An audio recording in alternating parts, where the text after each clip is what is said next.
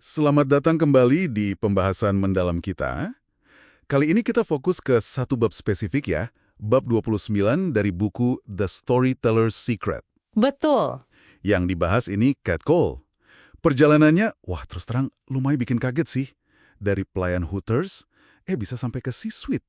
Itu level pimpinan tinggi, kayak CEO gitu. Iya, level puncak. Sumber kita ya kutipan dari bab itu. Nah, misi kita nih, kita pengen coba pahami, gimana sih resep sukses Cole? Kok bisa dia pakai cerita uniknya itu? Oke, mari kita bedah pelan-pelan. Sip. Jadi cerita Cole ini awalnya ya, nggak mulus. Dia dari keluarga orang tua tunggal, ayahnya alkoholik, terus mulai kerja di Hooters, umur 17. Masih muda banget ya. Iya, buat bantu ekonomi keluarga. Kalau kita lihat CV-nya di atas kertas waktu itu, ya mungkin nggak ada yang nyangka lah bakal jadi eksekutif. Jelas. Dan ada satu momen penting banget di Hooters itu yang kayaknya jadi titik balik. Oh iya?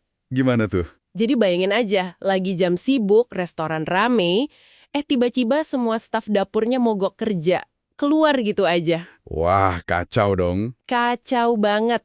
Nah, si Cole ini waktu itu kan masih pelayan, dia tanpa pikir panjang langsung aja gitu lompat ke dapur. Langsung ke dapur. Iya, dan uniknya dia masih pakai seragam pelayan lengkap loh. Celana pendek orange, stocking, semuanya. Tapi ya dia cuek aja, langsung ambil alih, goreng-goreng ayam, terus koordinasi staf lain yang masih ada.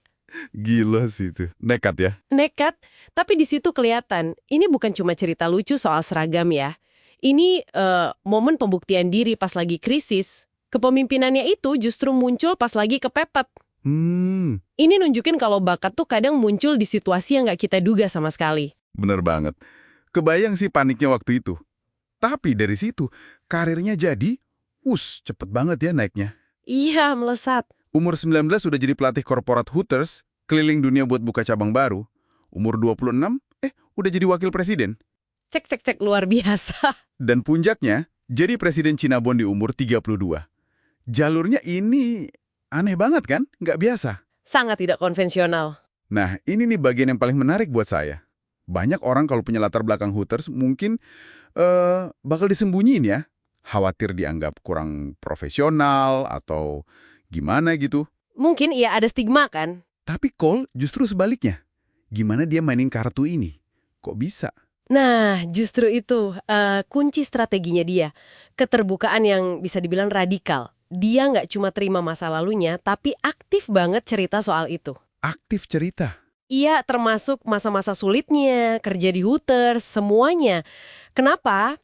Ini bukan sekedar curhat ya. Tujuannya itu buat bangun kepercayaan sama kredibilitas. Cepet banget. Oh, jadi dipakai sebagai alat ya? Betul. Dia kayak membingkai pengalamannya itu, termasuk sisi rentannya, sebagai bukti kalau dia tangguh bisa adaptasi. Ada contoh bagus nih, waktu dia buka waralaba Hooters pertama di Australia. Gimana tuh? Dia kan paling muda di ruangan itu. Satu-satunya perempuan lagi. Di depannya bapak-bapak skeptis semua. Nah, dia pakai ceritanya tadi. Cerita Hootersnya? Iya, cerita perjalanan dia. Untuk cari kesamaan, buat runtuhin tembok penghalang usia sama pengalaman, dia tunjukin kalau kerentanan yang diungkap secara strategis, itu malah bisa jadi kekuatan. Wah, menarik. Jadi bukan cuma sekedar jujur, tapi gimana membingkai kejujuran itu jadi aset kepemimpinan ya? Tepat. Ini nyambung banget sama kutipannya dia yang bilang kalau orang-orang itu peduli dan termotivasi oleh inspirasi dan tahu kalau mereka kerjasama, beli dari, atau kerja untuk orang yang benar-benar baik. Nah, itu dia. Ini bukti kalau transparan dan jadi orang baik itu bukan cuma soal etika doang, tapi bisa jadi strategi bisnis yang cerdas buat bangun loyalitas. Persis. Dan dia nggak berhenti di situ aja loh. Dia sambungin narasi pribadinya ini langsung ke filosofi bisnis Cinnabon. Oh iya? Gimana nyambungnya? Jadi kayak Cinnabon yang tumbuh dari satu toko inti dengan satu produk andalan itu kan, si cinnamon roll itu. Iya. Nah, Cole menekankan pentingnya berani berkembang dari inti. Entah itu inti diri sendiri atau inti bisnis, tapi harus tetap disiplin sama nilai-nilai dasar. Dia ngelihat fleksibilitas sama kemitraan, pelajaran dari hidupnya sendiri sebagai kunci buat bertahan di bisnis yang gonta-ganti terus. Jadi pengalaman hidupnya jadi blueprint strategi bisnisnya gitu ya? Bisa dibilang begitu. Misalnya pas mutusin mau ekspansi atau bikin produk baru Cinnabon, dia selalu balik ke pertanyaan, ini sejalan nggak sama inti kekuatan kita? Sama kayak dia yang tetap setia sama inti ceritanya sendiri. Oke.